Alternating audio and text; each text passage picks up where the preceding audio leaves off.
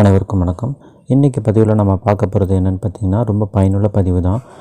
பணம் நம்மக்கிட்ட வந்து நிறைய பிரச்சனைகளை கொண்டு வந்து சேர்க்குது. ஸோ அந்த பிரச்சனையை தீரணும், அந்த பணம் நம்மக்கிட்ட இருக்கணும். அந்த பணம் நம்மக்கிட்ட சேரணும் அப்படின்றதுக்காக நாங்கள் என்னென்னலாம் நம்ம பண்ணலாம் அப்படின்ட்டு அந்த டிப்ஸ் பற்றி பார்க்க போகிறோம்.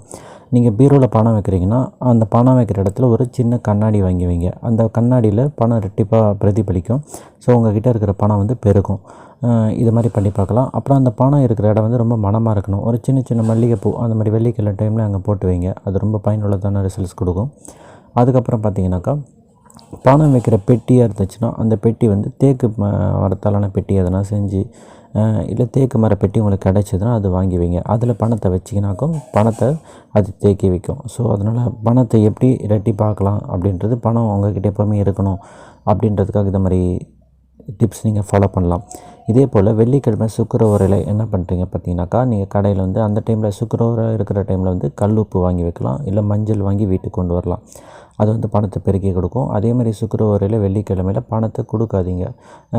யாராவது கடன் கேட்டாலோ அதை மாதிரி கொடுக்காதீங்க. மாற்றாக நீங்கள் எதனா பொருள் வாங்க பாருங்கள். அதுக்கு அவ்வளோதான். பொருள் வாங்கி பணம் கொடுத்தீங்கன்னா அது தெரியாது. கடனாக கொடுத்தீங்கன்னா உங்கள்கிட்ட இருக்க பணம் லட்சுமி போயிடும் அப்படின்ற மாதிரி சொல்லுவாங்க.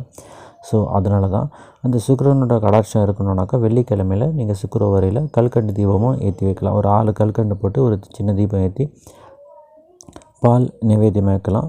ஒரு சின்ன மொச்சப்பயிரை அவிச்சு வைக்கலாம். இது நைவேத்தியமாக வச்சுட்டு சுக்கிரனோட கடாட்சம் கிடைக்கும்.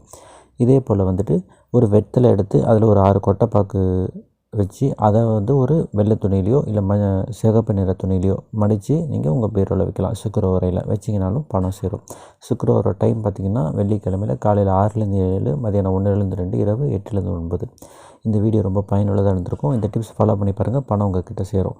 வீடியோ பிடிச்சிருந்தால் லைக் பண்ணுங்கள், ஷேர் பண்ணுங்கள், சப்ஸ்கிரைப் பண்ணுங்கள், பெல் ஐக்கானை மறக்காமல் ப்ரெஸ் பண்ணிக்கோங்க. நன்றி.